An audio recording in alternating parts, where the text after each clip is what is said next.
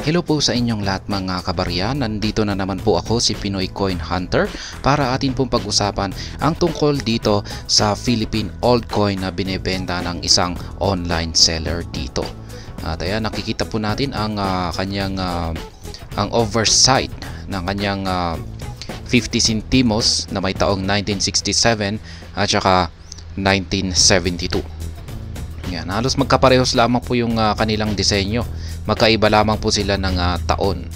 Ito po yung kanilang mga oversight kung saan ay nakikita po natin dito yung lumang selyo or logo ng Bangko Sentral ng Pilipinas.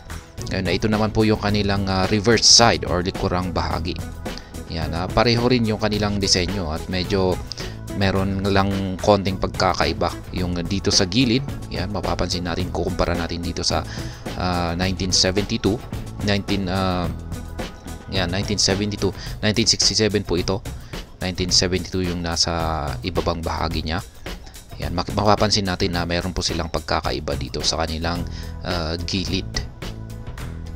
Yan, at saka mukhang medyo kung pagmamasdan natin mabuti ay mukhang medyo mas malaki yung sukat ng 1972 dito sa ibaba. Yan, pero pagdating po sa disenyo ay magkapareho po sila ng disenyo. Marcelo H. Del Pilar, yan, 50 centimos at saka numerong 50. At yan, bago po natin alamin kung magkano yung presyo ng online seller dito, ay i-check po muna natin itong dito kay Numista. Ayan naman po yung sample ni Numista rito. Ayan, yung mga ganito pong uri ng lumang barya, 50 centimos coin, ay magkakapareho lamang po yung disenyo nila. Ayan, yung 1967 hanggang 1964. Ayan, ito po yung ganito po yung kanyang itsura sa kanyang gilid na bahagi. Ayan, reeded po siya. At ayan, ito po yung kanyang yung presyuhan dito base kay Numista. Yung 1967 ay meron po siyang 20 million na mintage. Samantalang yung 1972 ay mas malaki yung ito po yung may pinakamalaking mintage, 30 million na mintage. Ibig pong sabihin ay ito yung may pinakamaraming bilang ng 50 centimos na may ganitong disenyo. Yan, nailabas noon. Yan, pero yung kanyang frequency ay nasa 37%. Mas mataas pa yung 20 million yung kanyang vintage. Ibig pong sabihin ay mas marami pa rin yung 1967. Yan, ibig sabihin nito mas maraming may hawak. Yan, kung mas mataas yung frequency ay ibig pong sabihin ay mas marami yung may hawak ngayon or interesadong yan, ibenta ito.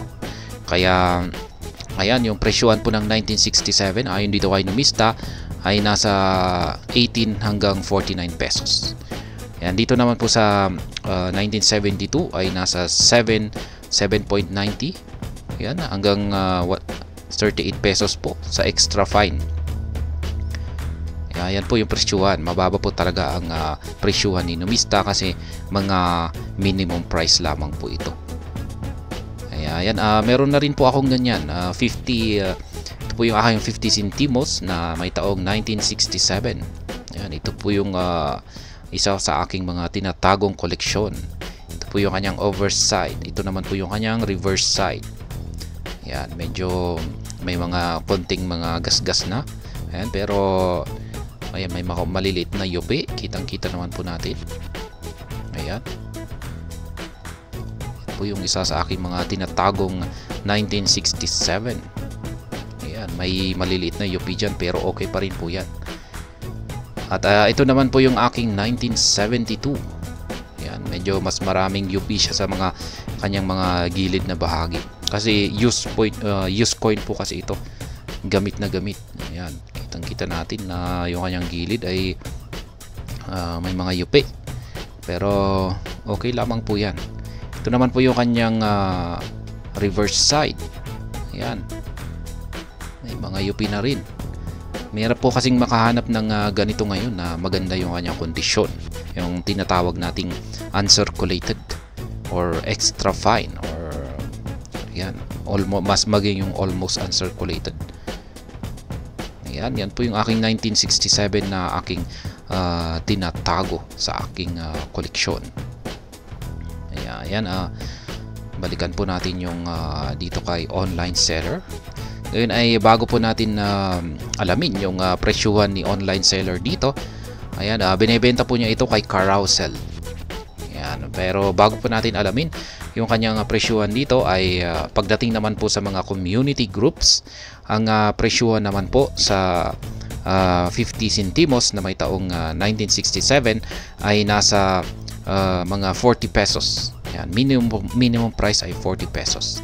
Samantala yung 1972 ay nasa mga 50 pesos naman po yung 1972. Mas mahal yung 1972. Kaya yan po yung mga presyuhan sa mga community groups. Ngayon ay balikan na po natin yung presyo ni online seller dito kay Carousel para malaman natin kung magkano yung kanyang benta rito. Kaya yan, huwag na po nating patagalin. At ayan po, 1967 and 1972 na Philippine old coins na 50 centimos coin, binebenta po niya ito sa halagang 2,300 pesos. Kaya yan, these 50 cent Philippine coins are quite old and still in very good condition. Yan, mukhang medyo mas maayos nga yung kanilang kondisyon kung ikukumpara po natin dito sa yung sa akin dito. Yan, mukhang medyo nakakalamang po siya. Pero ayan, lalong-lalo na yung dito sa aking, ayan, yung aking 1972 dito. Ayan, mas marami siyang mga yupi. Ayan, kitang-kita natin dito, ayan. Yung kumpara sa kanyang 1972 dito. Ayan, mas maayos yung sa kanya. Kaya ayan po, binebenta po niya ito sa halagang 2,300 pesos. Kaya ayan, kung ako ay bebenta ko na rin yan, ay ayan, siguro 2 piraso ito. Ayan, binebenta yung yan, yung 2 Philippine old coins niya na ito sa halagang 2,300 pesos.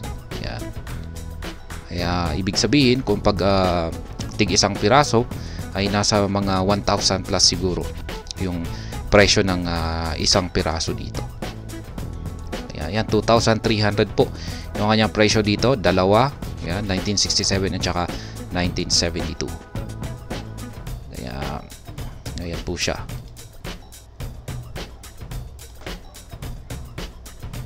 At ayan, hanggang dito na lamang po tayo sa video na ito. Sana po ay inyong nagustuhan ang aking paliwanag dito. Kung inyo po itong nagustuhan ay pakiclick lamang po ang like button nito. Para naman po sa mga bago lamang dito, kayo po ay aking inaanyayahan para mag-subscribe. Pakiclick na rin po ang bell icon nito dahil ito po ang siyang magsisilbing notification nito sa mga bago kong videos na akin pong ina-upload sa aking YouTube channel na ito. Marami pong salamat sa panunood, ingat po tayo lagi at God bless po sa ating lahat.